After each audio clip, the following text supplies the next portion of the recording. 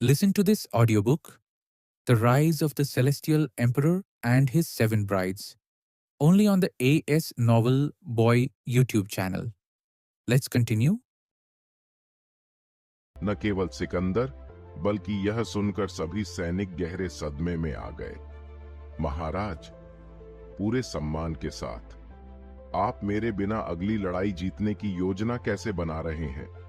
सिकंदर ने कुछ हद तक अस्थिर स्वर में पूछा। उसने अपना संयम और शांति बनाए रखने की पूरी कोशिश की। क्या आपको लगता है कि आप ही हमारे पास 5वें क्रम के एकमात्र शीर्षस्थ व्यक्ति हैं? अलेक्जेंडर के पास इसका कोई उत्तर नहीं था। तुम्हारी सजा बाद में तय की जाएगी। अभी के लिए राजधानी वापस जाओ और इंतजार करो। कोई और विकल्प न होने के कारण सिकंदर अपने गुस्से और हताशा को रोकते हुए केवल अपना सिर हिला सकता था। सिकंदर स्थारिन सम्राट द्वारा अपने ही सैनिकों के सामने अपमानित किए जाने से नाराज था। वासु यह काम अकेले में भी कर सकता था, लेकिन उसने सबके सामने उसे अपमानित करना चुना। बेहतर होगा कि तुम अपनी असफलता को स्वीकार करो और दूसरों के सिर पर दोष मढ़ना बंद करो। इस तरह तुम्हें आंतरिक शांति मिलेगी और तुम घृणा से नहीं ग्रसित होगे। अगर तुम खुद को इस बढ़ती हुई घृणा से ग्रसित होने दोगे तो तुम मुझे तुम्हें काटने के अलावा कोई विकल्प नहीं छोड़ोगे। सिकंदर को जाते देख वासु ने मन ही मन सोचा, यह स्थिति तब नहीं होती अगर डेक्स्टन ने अपने कुत्तों को नियंत्रण में रखा होता। उग्रसेन साम्राज्य की सेना में भी कुछ 5वें आदेश थे, लेकिन वासु ने इन 5वें आदेशों को अपने जनरलों से ज्यादा विशेषाधिकार कभी नहीं दिए। उसने उन्हें कभी कोई राजनीतिक शक्ति नहीं दी। जरूर सेना में उनका बड़ा प्रभाव है, लेकिन उनका प्रभाव 7 जनरलों के प्रभाव की तुलना में बहुत कम था। वह कभी नहीं चाहता था कि वे यह सोचें कि चूंकि वे 5वें आदेश थे, इसलिए वे जो चाहें कर सकते हैं। महाराज, अंबर ने वासु का अभिवादन किया। क्षमा चाहता हूं, यह तुम्हारी गलती नहीं है।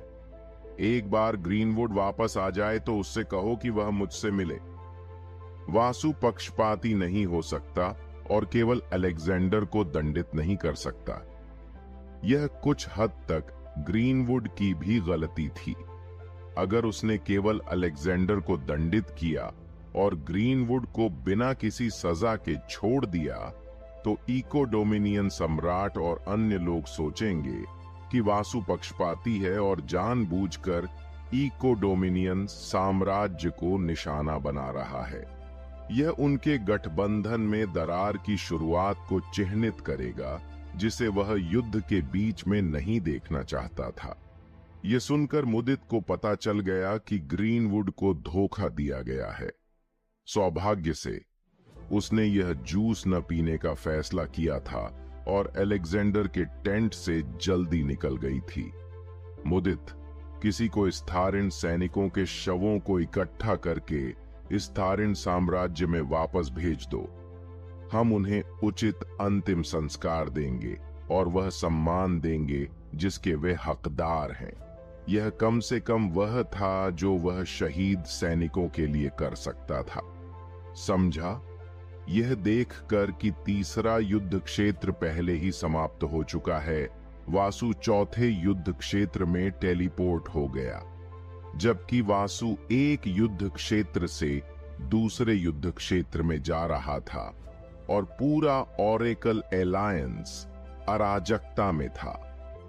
इस युद्ध के शुरू होने से पहले किसी ने भी अपने सबसे जंगली सपने में भी यह सोचने की हिम्मत नहीं की थी कि वे पहली 3 लड़ाइयां हार जाएंगे। लेकिन अब जिस तरह से चीजें चल रही थीं, उसे देखते हुए उग्रसेन साम्राज्य अपनी चौथी लड़ाई भी जीत जाएगा। मिस्टिक स्प्रिंग एम्पायर, मेथिया एम्पायर और क्यूयेशा एम्पायर, तीनों साम्राज्यों को वासु की वजह से बहुत नुकसान उठाना पड़ा है।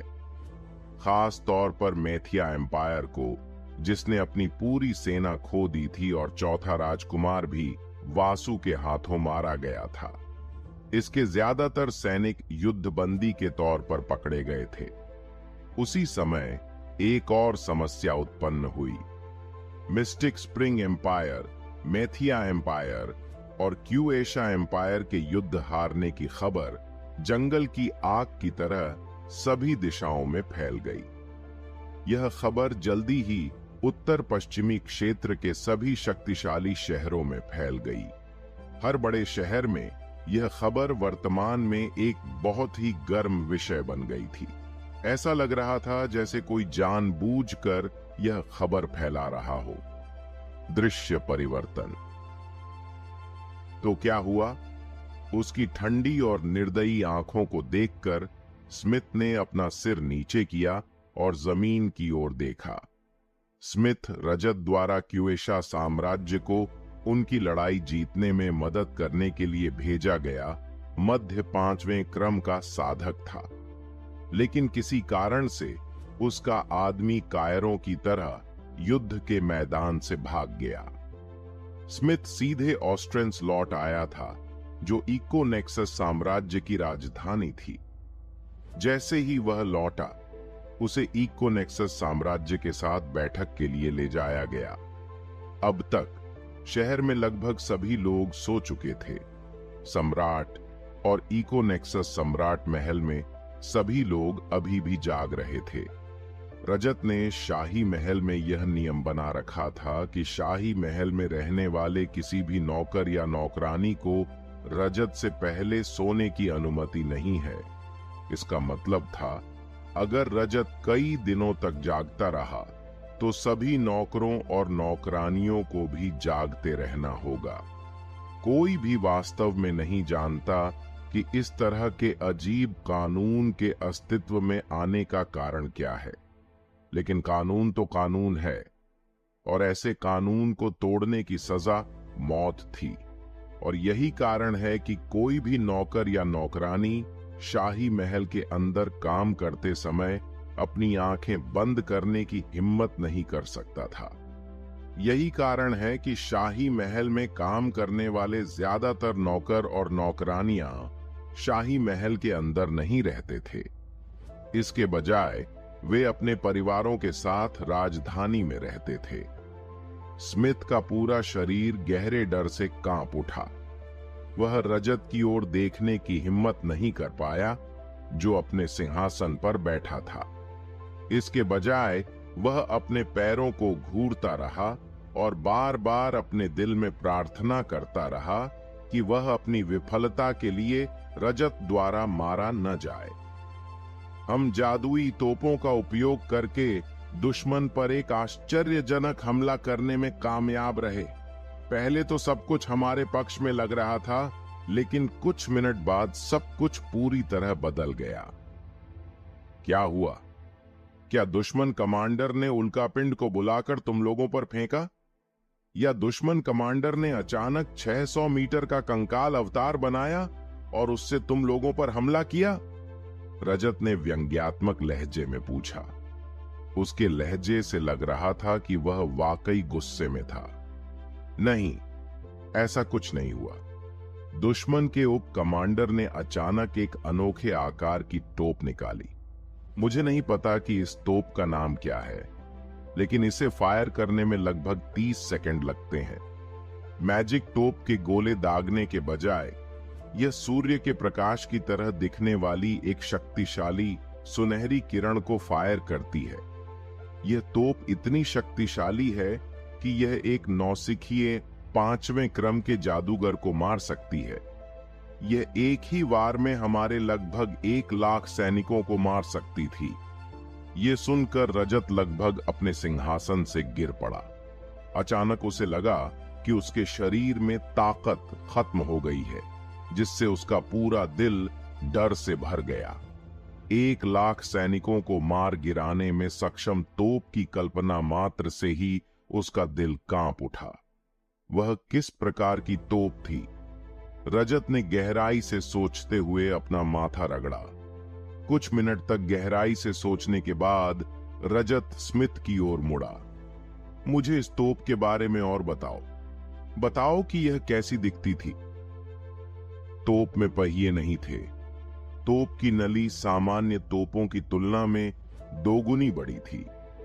तोप की शक्ति और प्रज्वलन कक्ष के स्थान पर एक पीले रंग का चमकता हुआ पत्थर रखा गया था। पीले रंग का चमकता हुआ पत्थर कुछ हद तक सौर पत्थर जैसा दिखता था। हालांकि मैं पूरी तरह से आश्वस्त नहीं हूं, क्योंकि हम कुछ किलोमीटर दूर थे।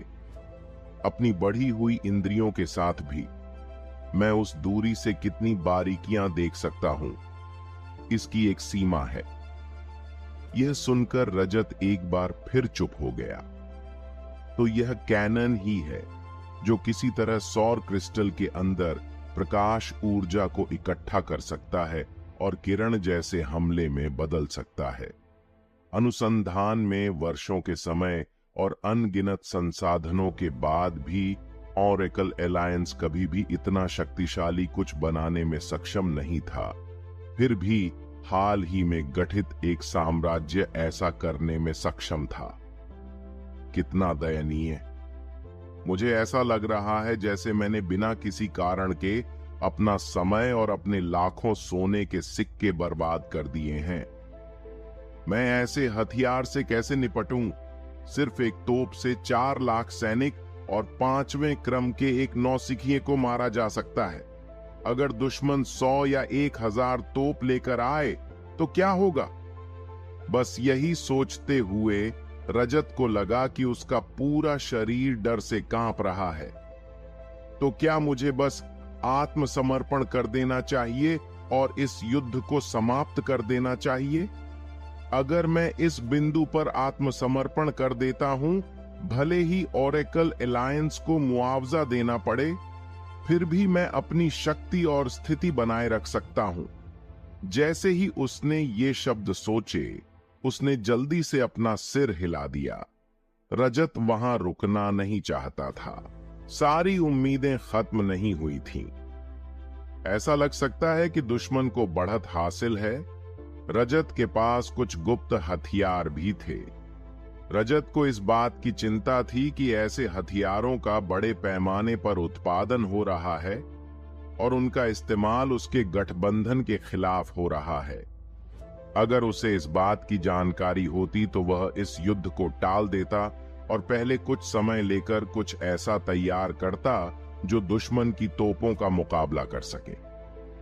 लगभग 5 मिनट की पूरी चुप्पी के बाद रजत की नजर आखिरकार स्मिथ पर पड़ी। इससे स्मिथ का चेहरा अकड़ गया। वह बहुत घबरा गया। स्मिथ, हालांकि मैं युद्ध के मैदान से भागने के लिए तुमसे निराश हूं, जिसने इकोनेक्सस साम्राज्य का नाम खराब कर दिया था। बस इस बार मैं तुम्हें सजा नहीं दूंगा। अन्य सम्राटों के विपरीत रजत के पास शीर्ष 5वें क्रम के साधकों को भी दंडित करने की शक्ति थी। इकोनेक्सस साम्राज्य में केवल एक शीर्ष 5वें क्रम का साधक है जिसे वह चाहकर भी दंडित नहीं कर सकता। सौभाग्य से वह वहां के सबसे वफादार लोगों में से एक है। सम्राट के आदेश पर वह अपनी जान देने में भी संकोच नहीं करेगा। सांस, भगवान का शुक्र है। स्मिथ ने राहत की सांस ली। स्मिथ को इस पूरे समय जो अदृश्य दबाव महसूस हो रहा था, वह गायब हो गया। जैसे जैसे उसकी चिंताएं दूर होती गईं, स्मिथ गहरी सांस लेने और सम्राट के सामने अपने शरीर को आराम देने में सक्षम हो गया। रजत और अन्य सम्राटों ने उग्रसेन ट्रूप की भागीदारी पर विचार किए बिना सब कुछ योजना बनाई। सभी ने सोचा, अधिक से अधिक वासु शक्तिशाली 5वें क्रम और पीक 4थे क्रम के साधकों को भेजेगा। लेकिन ऑरेकल एलायंस ने कभी नहीं सोचा था कि वह अपनी संपत्ति की परवाह नहीं करेगा और उत्तर पश्चिमी क्षेत्र में लगभग 2 लाख सैनिकों को भेजेगा। मैं तुम्हें दंडित नहीं करूंगा, क्योंकि तुमने इकोनेक्सस साम्राज्य को बहुत मूल्यवान खुफिया जानकारी प्रदान की है और साथ ही स्थिति बिल्कुल तुम्हारे पक्ष में नहीं थी। स्मिथ ने अपना सिर नीचे किया और सिर हिलाया। तो मेरे पास तुम्हारे लिए एक और काम है। स्मिथ ने सोचा कि उसे किसी दूसरे युद्ध क्षेत्र या कुछ इसी तरह के स्थान पर भेजा जाएगा, लेकिन युद्ध क्षेत्र के बारे में सोचते हुए वह उस तोप के बारे में सोचने से खुद को रोक नहीं सका जिसका इस्तेमाल दुश्मन के उप कमांडर ने किया था। मैं चाहता हूं कि तुम ओबी द्वीप जाओ और यह चाबी और यह पत्र सनफ्लावर सिटी में स्थित पुराने परित्यक्त चर्च के द्वारपाल को दे दो। ओबी द्वीप इकोनेक्सस साम्राज्य के उत्तर पश्चिमी भाग में स्थित है। ओबी द्वीप क्वींसटाउन साम्राज्य जितना बड़ा है। सम्राट की बातें सुनकर स्मिथ असमंजस में पड़ गया। उसे डिलीवरी का काम करने के लिए क्यों भेजा जा रहा है?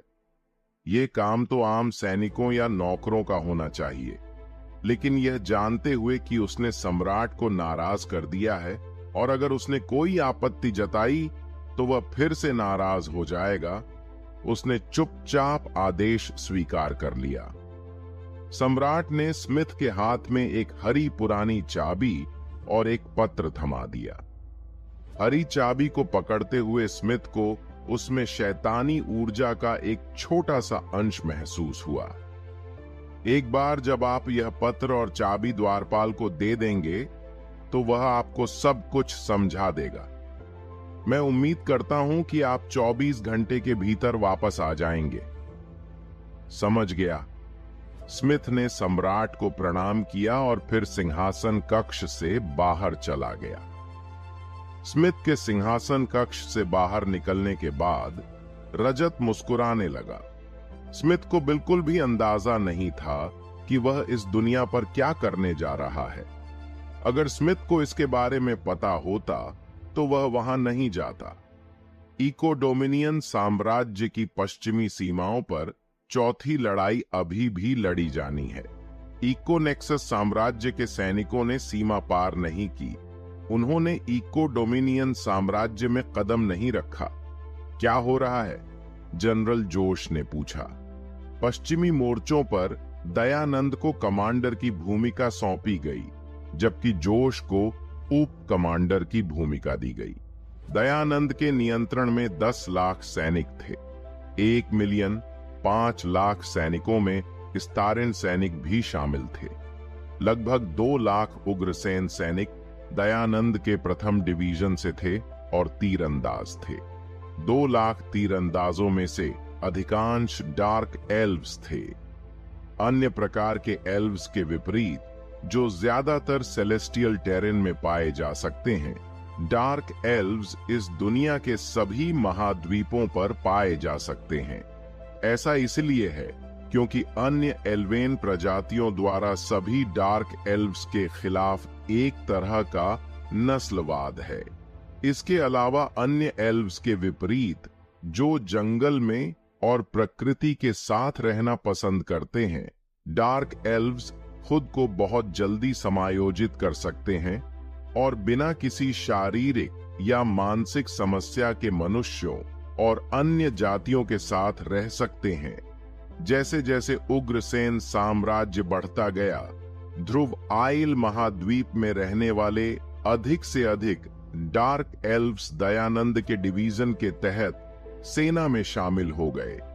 दयानंद ने अवनी की मदद से मन से अपंग दिलों की मरम्मत करके बड़ी संख्या में डार्क एल्व्स को अपने डिवीजन के शक्तिशाली तीरंदाजों में बदलने में कामयाबी हासिल की थी, जो पहले गुलाम थे।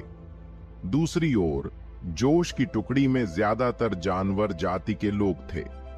उसने लगभग अपना पूरा डिवीजन ही अपने साथ खरीद लिया था। उसके चौथे डिवीजन में करीब 2,50,000 जानवर सैनिक थे। चौथा डिवीजन जानवर पुरुषों को सैनिकों में प्रशिक्षित करने के लिए बनाया गया था। जानवर मनुष्य को वास्तव में उस प्रशिक्षण की जरूरत नहीं है जिसकी जरूरत इंसानों और दूसरी जातियों को होती है। जानवर मनुष्य के रूप में उनके शरीर शक्ति से भरे हुए हैं और श्रेष्ठ हैं। उनके विभाग के ज्यादातर सदस्य आधे जानवर और आधे इंसान थे। ये वे लोग थे जिनके पूर्वजों ने किसी तरह जानवर जाति के पुरुषों या महिलाओं के साथ प्रजनन किया था। उनमें से कुछ ने अपनी जानवर जाति की विशेषताओं और एक जानवर जाति के आदमी के पास मौजूद उपहारों को पूरी तरह से खो दिया। वे आम इंसानों से लगभग अलग नहीं दिखते थे।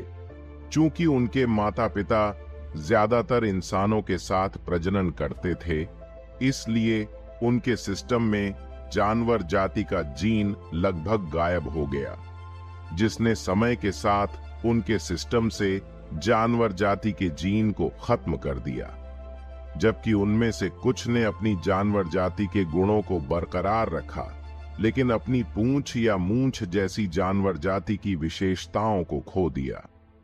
शायद अगली पीढ़ी के साथ वे जानवर की जाति से किसी भी तरह का संबंध पूरी तरह से खो देंगे। बाकी 50,000 सैनिक अन्य डिवीजनों से थे। कुछ हजार मुदित के डिवीजन से आए थे। लगभग 10,000 एलेनोर के डिवीजन से आए थे। लगभग 30,000 हेनरी के डिवीजन से आए थे। यथार्थ के शैडो गार्डियन डिवीजन की तरह कुछ 100 सैनिक भेजे गए थे। उनका मुख्य काम घुसपैठ करना, जानकारी इकट्ठा करना, दुश्मन को प्रताड़ित करना और सबसे महत्वपूर्ण स्काउटिंग करना था। स्काउटिंग एक बहुत ही महत्वपूर्ण काम था।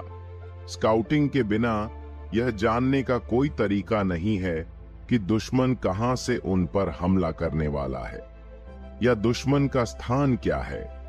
एक अच्छा स्काउट बहुमूल्य जानकारी ला सकता है और बहुमूल्य जानकारी युद्ध की दिशा बदल सकती है।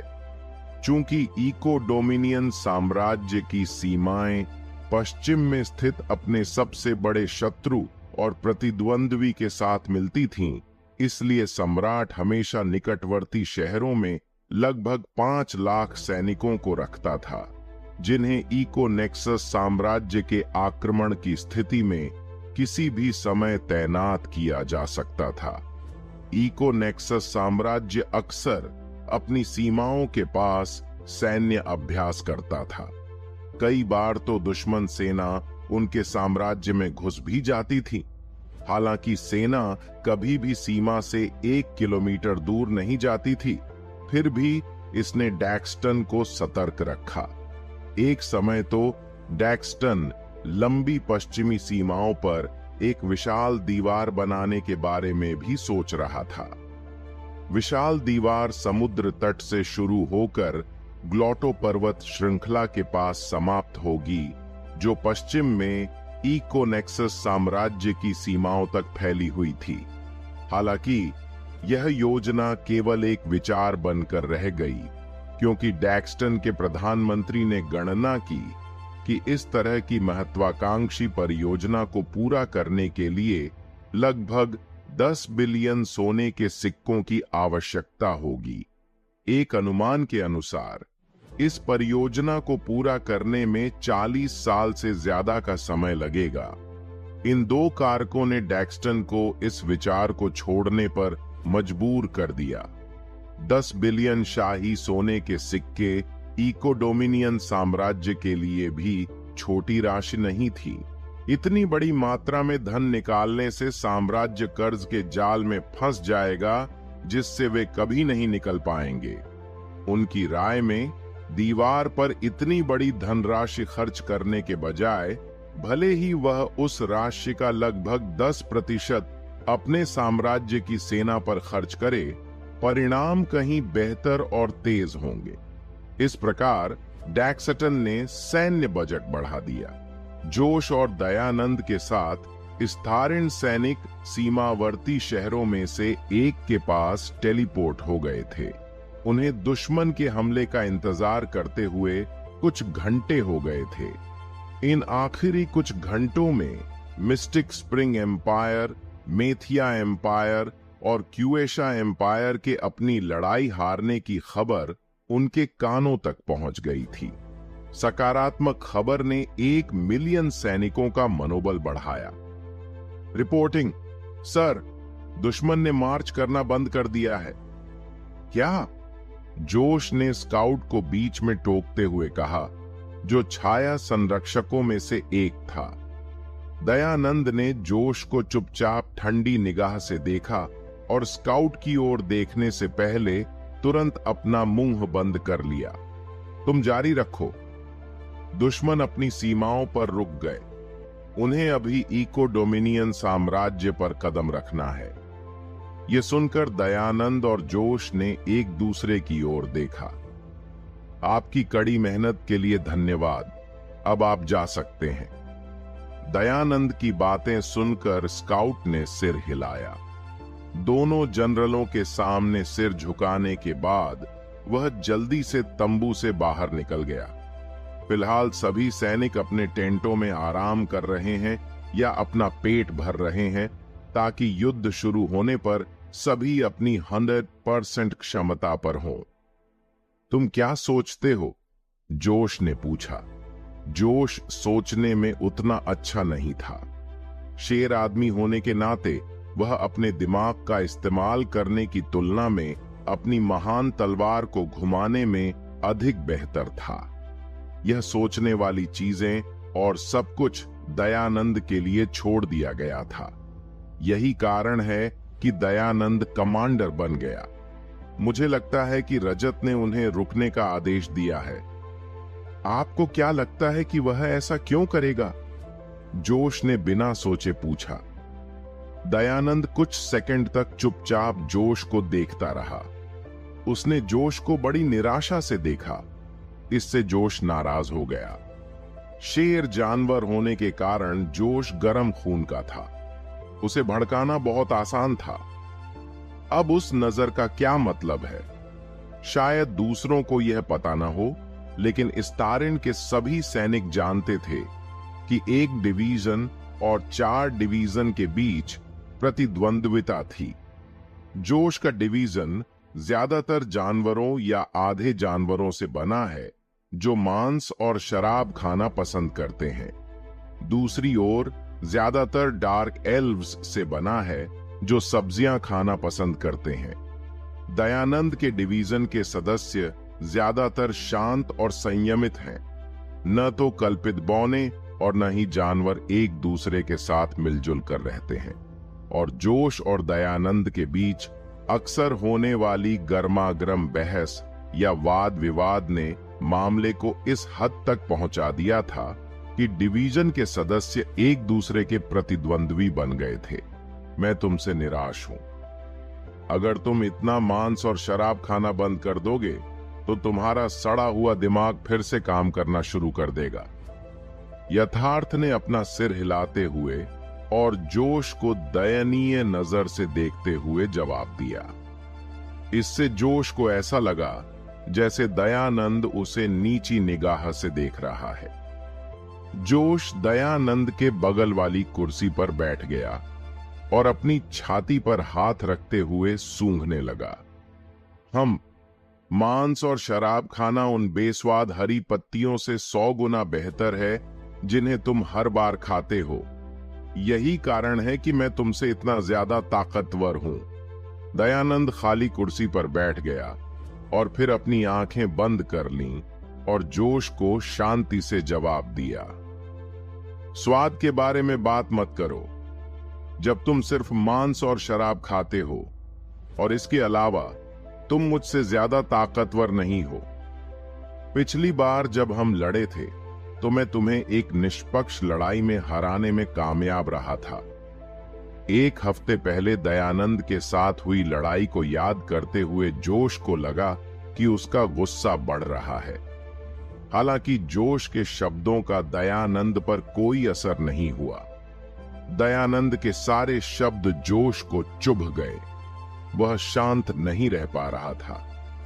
जैसे मैं जमीन पर गिरा वैसे ही तुम भी गिर गए, इसीलिए यह तुम्हारी जीत नहीं है। तुम्हारे गिरने के बाद मैं भी गिर गया, इसलिए यह मेरी जीत थी।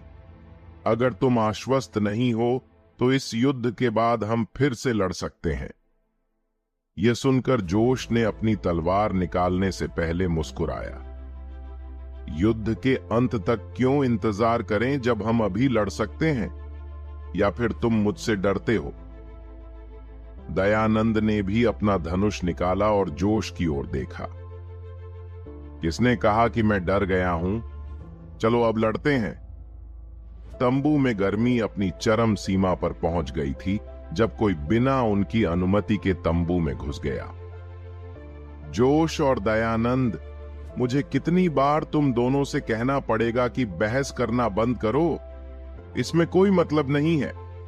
वासु को जोश और दयानंद को अपने हथियार पकड़े और एक दूसरे का सामना करते हुए देखकर थकान महसूस हुई। ऐसा पहली बार नहीं हुआ है जब ऐसा हुआ हो। हालांकि वासु इसे स्वीकार नहीं करेगा, लेकिन डिवीजन एक और डिवीजन 4 के बीच प्रतिद्वंद्विता ड्रैगन पैलेस के आसपास चीजों को बहुत दिलचस्प बनाती है। आज के लिए बस इतना ही दोस्तों। हमें उम्मीद है कि आपको यह एपिसोड पसंद आया होगा। अपने विचारों को कमेंट करके जरूर बताएं। अगर आपको एपिसोड अच्छा लगा हो तो इसे लाइक करें और अपने दोस्तों के साथ शेयर करना ना भूलें।